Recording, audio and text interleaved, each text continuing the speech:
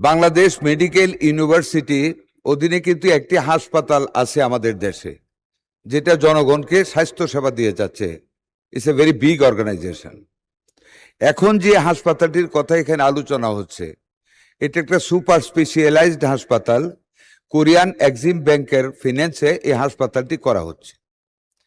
এই আইনটি আনা হচ্ছে মাননীয় স্পিকার, বিশ্ববিদ্যালয়ের শিক্ষা, গবেষণা, উচ্চতর চিকিৎসা প্রশিক্ষণ কার্যক্রমকে অধিকতর সমৃদ্ধ ও যুগোপযোগী করার লক্ষ্যে আন্তর্জাতিক মানসম্পন্ন বিশেষায়িত হাসপাতাল প্রতিষ্ঠা অপরিহার্য বিধায় এটাকে একটা কোম্পানি আইন ফর্ম করে একটা সুপার স্পেশালাইজড হাসপাতাল করে আমাদের দেশে দক্ষ, উঁচু মানের, মডার্ন জ্ঞান নিয়ে, বিদেশিদের নিয়ে হ্যান্ডস অন ট্রেনিং নিয়ে আরো উঁচু স্তরের একটি হাসপাতাল করার জন্য এই পরিকল্পনা গ্রহণ করে এই কোম্পানি আইন পরিণত করেছে। It is profit or not profit.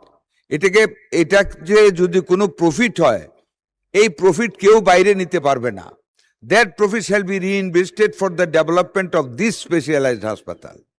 মাননীয় স্পিকার, এখানে গভর্নমেন্টের 10% শেয়ার রয়েছে। একটা সিন্ডিকেটের মাধ্যমে একটা গভর্নিং বডি নিয়োগ করা হয়েছে এখানে।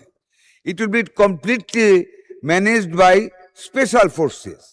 আমরা এটা ম্যানেজমেন্টের জন্য, যেমন সোনারগাঁ হসপিটাল সোনারগাঁ হোটেল, এটা কোম্পানি আন্ডার ম্যানেজমেন্ট হচ্ছে। বামরুনগাঁ হসপিটাল হচ্ছে, সিঙ্গাপুরের মাউন্ট এলিজাবেথ হচ্ছে, দেবী সেটির হাসপাতাল ইন্ডিয়াতে একটা কোম্পানির মাধ্যমে ম্যানেজমেন্ট হচ্ছে।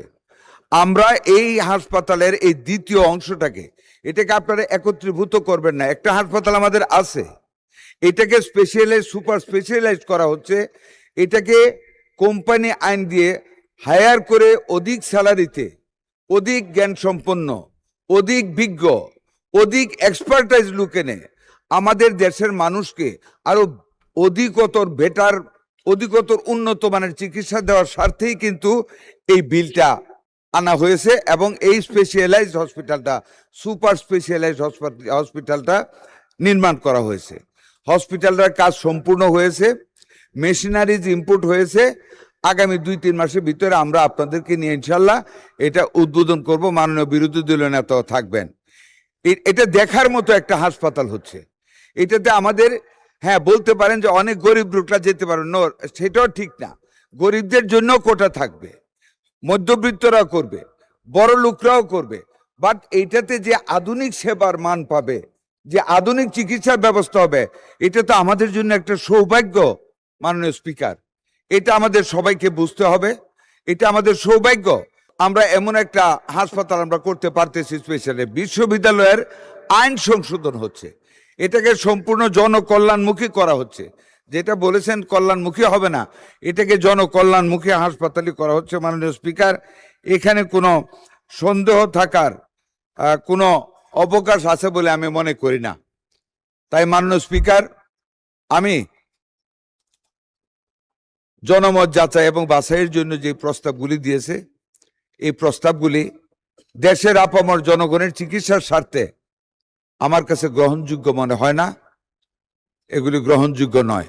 আসলে বিল উত্থাপনের পরে স্বাভাবিকভাবে মাঝখানে আমার বা কারো দাঁড়ানোর কথা না, এটাই স্বাভাবিক। কিন্তু একটু ব্যতিক্রম হতে পারে যে আমরা বুঝতে ভুল করেছি, হতে পারে উনিও বুঝতে ভুল করেছেন, হতেই পারে। মানুষ হিসাবে ভুল বুঝাবুঝি হওয়া অস্বাভাবিক না। যে হাসপাতালটা এখন অব্যবহৃত অবস্থায় আছে, এটা কিন্তু ফ্যাসিস্ট আমলে তৈরি করা হাসপাতাল। তারা এটা চালু করে নাই। তারা কি তখন এইরকম কোনো কাঠামো, আইনি কাঠামো তৈরি করেছিল যে এটাকে প্রফিট অর নন প্রফিট, দুইটা কথা এখানে ইউজ করা হয়েছে। জয়েন্ট স্টক কোম্পানিতে যে রেজিস্ট্রেশনগুলো হয়, 2 ভাগে হয়। একটা চ্যারিটি, এখান থেকে কোনো প্রফিটের প্রশ্নই ওঠে না। চ্যারিটি প্রফিট হলেও এটা ইনভেস্ট হবে ওখানে। আর প্রফিট যেটা, সেটা লিমিটেড কোম্পানি, প্রাইভেট হতে পারে, পাবলিক হতে পারে। লিমিটেড কোম্পানির প্রশ্ন যেখানেই আছে সেখানে লাভ লসের প্রশ্ন আছে। এই জায়গায় আমরা খুবই আনন্দিত হব যে হাসপাতালটা তৈরি হয়েছে। এটাও যদি সাধারণ মানুষের জন্য ফুললি ডেজিগনেটেড হয়, মাননীয় স্বাস্থ্যমন্ত্রী, আমি সম্মানের সাথেই বলতেছি, উনি বলছেন গরিবদেরও এখানে একটা স্টেক থাকবে। আমি বলি কোঠা না। যেভাবে পিজি থেকে আজকে মেডিকেল বিশ্ববিদ্যালয় হয়েছে ক্রমান্বয়ে, এটাও তার অন্তর্ভুক্ত হয়ে একটা নতুন মডেল এই সরকার জনগণকে উপহার দেব, এবং এখানে 10% বা 90%-এর কোনো বিষয় না থাকুক, পুরাটাই সরকারের নিজস্ব অবস্থান থেকে করা হোক। সরকার আজকে একটা দল পরিচালনা করছে, কালকে হয়তো আরেকটা দল আসবে, কিন্তু ভালো কিছু সৃষ্টি করলে মানুষ চিরদিন মনে রাখবে।